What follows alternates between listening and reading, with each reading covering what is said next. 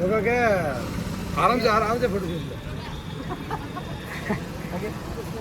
હર હર મહાદેવ, જય શ્રી રામ, જય દ્વારકાધીશ મિત્રો. તો ફરી એકવાર મિત્રો આજે આપણા નવા વિડીયોમાં તમારું બધાનું સ્વાગત છે. તો બધાને શુભ સવાર.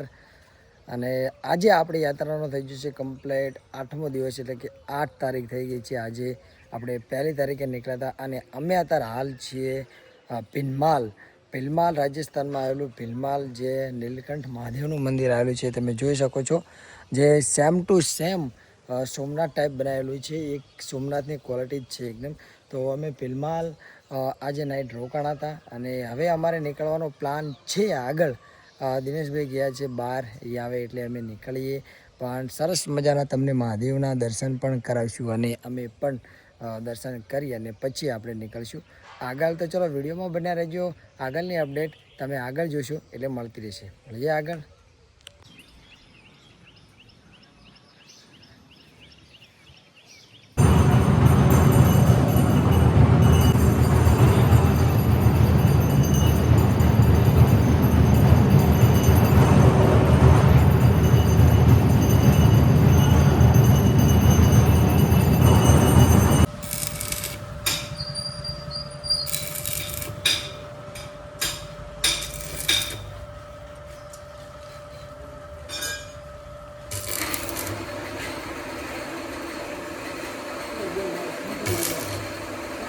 તો મિત્રો અમે હાલ હું અને મારો મિત્ર દિનેશભાઈ ભીલમાલવાળા હાઈવે ઉપર છીએ. જો આ મિત્ર દિનેશ અને અમે બે ભીલમાલવાળા ઉપર હાઈવે છીએ. પણ તમને તો ખબર જ છે, કોઈ પણ નાનું એવું પ્રાણી પક્ષી મરી ગયું હોય તો અમે એની અંતિમ વિધિ કરતાં આગળ વધીએ છીએ. તો અત્યારે એક રોડ ઉપર એક અમને કોશીડો મળી ગયો છે, જે ઓલી સાઈડ છે, આ સાઈડ નથી. પણ આપણે ભાડે ગયા હતા.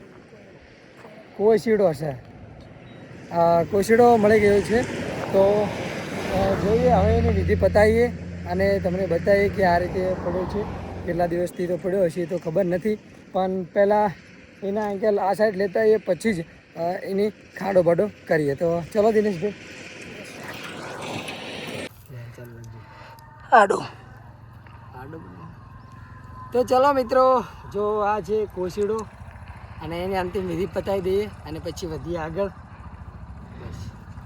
તો મિત્રો અત્યારે 4:30 થઈ જાય છે અને અમે કમસે કમ મારા ખ્યાલથી 12 વાગ્યા સુધી હું અને મારો મિત્ર બંને આ હોટલમાં બેઠા હતા. તો દિનેશભાઈ પાણી ભરીને આવે છે. આજે પણ દિનેશભાઈની સાયકલમાં પેન્ડલ તૂટી ગઈ હતી, એટલે હું આગળ આવી ગયો હતો, દિનેશભાઈ પાછળ લઈ ગયા. એટલે દોરીને 10 થી 15 કિલોમીટર દિનેશભાઈ દોરી અને એક ગામમાં લાવ્યા અને એક ભાઈએ વેલ્ડિંગ કરી આલ્યું. અને પછી અમે બે સંગાત્યા, પછી હોટેલે બેઠા, આરામ કર્યો. દિનેશભાઈ બહુ થાકી ગયા હતા દોરી ના, એટલે બહુ બેઠા છીએ. અને હવે 4:30 જેવો સમય થઈ ગયો છે, એટલે હું અને દિનેશભાઈ ઠંડો પોર પણ થઈ ગયો છે. એટલે હવે હું અને દિનેશભાઈ બંને નીકળી રહ્યા છીએ. તો જો સામે પડી છે દિનેશભાઈની સાયકલ, આપણી પડી છે આપણી સાયકલ. તો હવે નીકળીએ દિનેશભાઈ, ચલો. તો ચલો તાર મિત્રો, નીકળીએ ધીરે ધીરે આગળ.